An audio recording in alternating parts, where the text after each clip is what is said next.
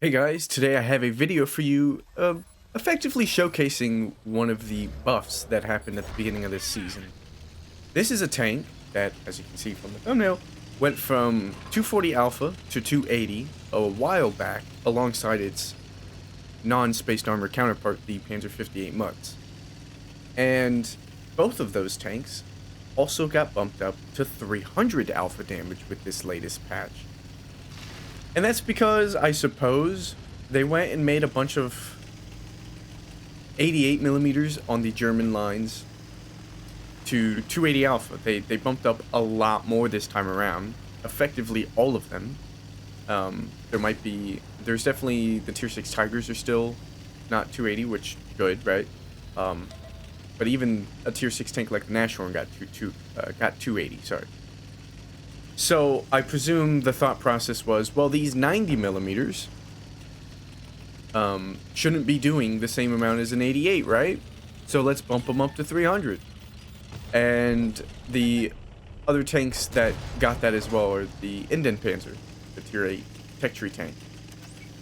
Meanwhile, other nations' 90 mils are still 240, 280 in some cases. Like the T-42 is 280 on the American side, but either way, with 2 shots we've already done 600 damage, and that's gonna be typical, right?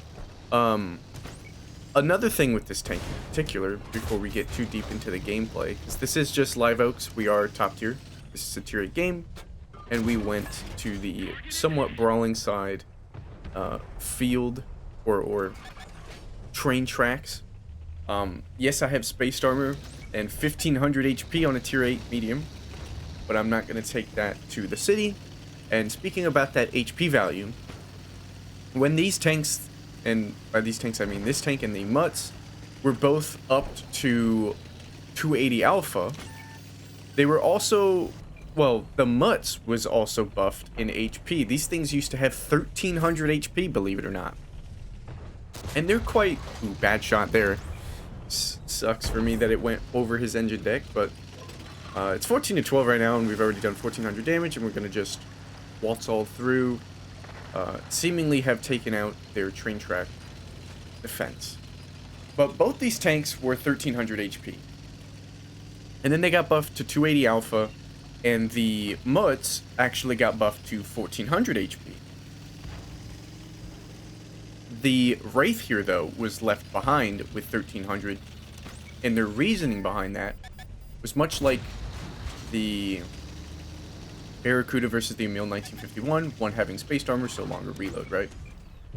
They said because this thing has spaced armor, it doesn't need the HP because you should be taking less damage.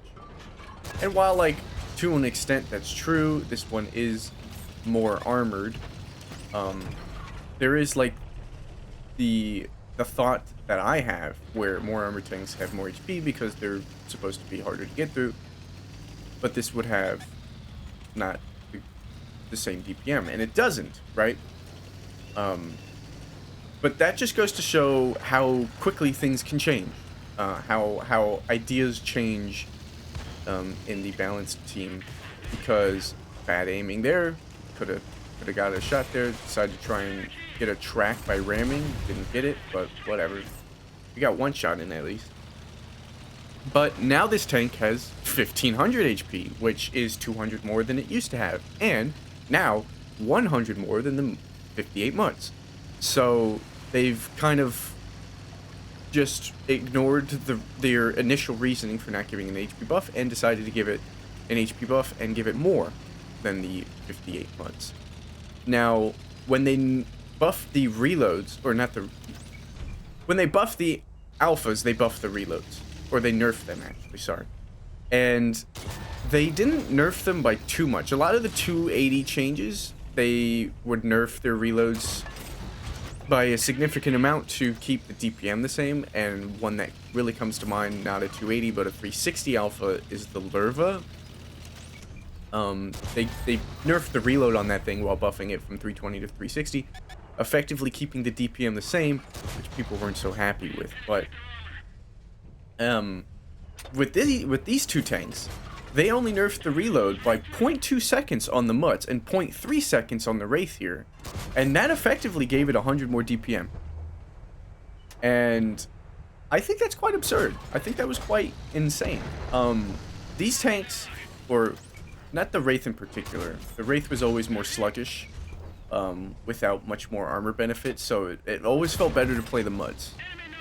But now with 100 more HP, you know, it's a lot more tempting to play the sluggier tank.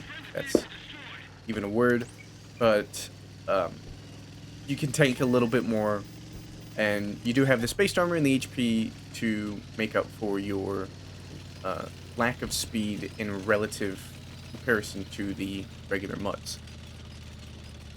But like this being the second buff to this tank duo feels a bit weird to me, because I already thought the Mutts was a good tank previously, and then they buffed it to 280, and then I really loved the Mutts, and it actually got a video on the channel where I went AFK at the beginning of a match and then came back and just had a phenomenal game with it. And that's because it's just a great tank, like great all-around camo, speed, and then 280 punchy gun, right? Like that is quite punchy. And now they're 300, and I feel like they didn't really need this, but I'll take it. I really love the Mutts now. Like it's even better. And the Wraith, this did put the Wraith on the map for me in terms of, okay, I'll play the Wraith. You know what I mean? Yes, it doesn't have the speed, but it's got 100 more HP, the spaced armor, and you can make it work. And in this game, we clearly did 5,200 damage.